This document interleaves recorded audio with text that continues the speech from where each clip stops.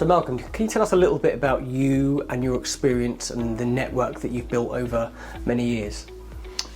Yeah, I started off life in the corporate world some years back, and I predominantly worked with large organisations running sales teams, account managers, customer service teams, that sort of thing for some big organisations, British Telecom, RS, Kyocera, and my last, if you like, PAYE role was Central London, and that was with an organisation I spent 15 years with. And I was tasked to look after their customer service team or the account managers, plus I looked after the high street for them. And I was quite proud to win several £1 million worth of contracts for them over a period of some years, and ranging from people like Woolworths to the Co-op, TUI, Tesco's, Sainsbury's, etc, etc. So with regard to Synergy Global specifically and the training, the C-level training side of things, if I'm somebody approaching Synergy Global, what's the typical person that would approach you initially to work with you? Typically they are people of a certain age, perhaps similar to myself, who haven't done a paper round for about 100 years. And the reason being, ageism is rife in this country. Once you get 45, 50 plus, trying to get a role through the traditional routes is very, very difficult. Because once the recruiters or the end user finds out these people are 50 plus, etc., very often their CV gets filed in the round cabinet. So we work with very capable individuals. The people I work with are very, very good people. They've done some extremely impressive stuff in their careers, but they just find it difficult to get a role through the traditional route. So we help them get a role in what we call the unadvertised job market. So these people typically, not just in that type of age group, but they fall into certain categories. One, they're very good at what they do. They're not very good at interviews, etc, etc. They are not pinstripe piranhas. Secondly, they are people who have had extremely impressive careers, but they've always had a senior management team around them or a very impressive PA, and they're now like a fish out of water. And they say to me, and I say to them, you don't need me, but they say, I must do this, Malcolm, otherwise I'm still going to be sat on the sofa in 6 months' time. In other words, they need a coach to help them on almost a daily, weekly basis to say, look, where are you with this, where are you with that? And we do a lot of interview role play, we do a lot around negotiation skills, we spend a lot of time on the CV. So these people, by the time they come to the end of the programme, they will be head and shoulders above all the other candidates, because they will have off-pat answers where they would normally struggle, because we've been through that with them. And what about initially with goal setting, objective settings, and even as it comes down to the type of sector or job role they're actually ideally looking for? How do you help them with that? That's quite an in-depth process. So basically we go through a lengthy document, which is almost like a roadmap, called the NCPs, a New Career Path document. And that is 34 pages long, and that culminates in us identifying what the primary career objective of that individual is. And that is a culmination of all the work we've done over the previous weeks or months in identifying with that individual exactly what they want to do. Because I meet a lot of people who say to me, I want to be a financial director. I've always been a financial director.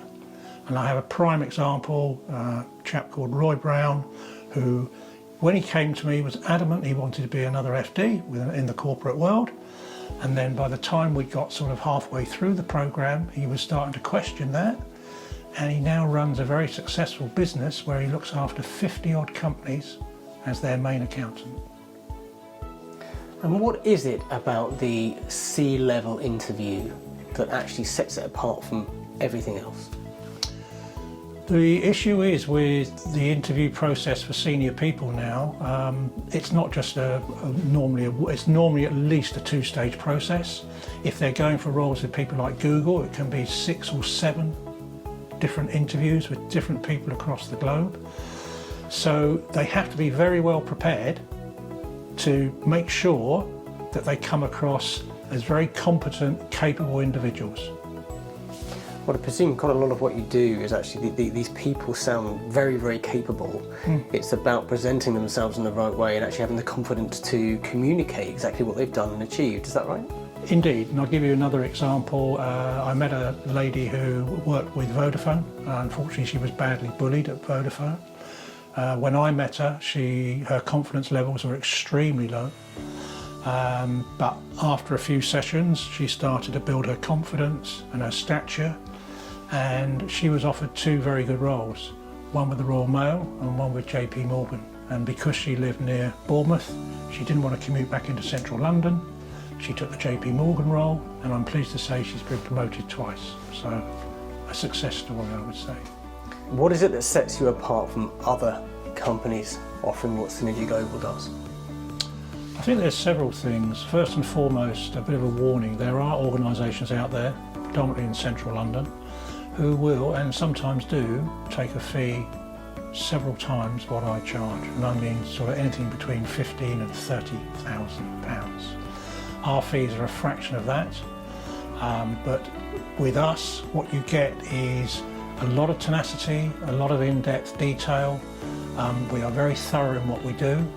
And I believe we're unique in as much as we believe we're the only organisation which will approach organisations on their behalf to help them find that ideal role. And that is what we call the unadvertised job market. And the reason we do that, any of our clients are extremely attractive to any end user, because if they get 2 CVs in front of them, say for a financial director, one has come from a recruitment organisation and one has come from ourselves. If they take the person on that we've put forward, they will not pay us a fee. If they had to go down the recruitment route and take the candidate from them, then they could be ending up with a fee of anything between £15,000 and £30,000. So that sometimes helps the candidate negotiate a better package, because the end user is saving a significant amount of money in recruitment fees.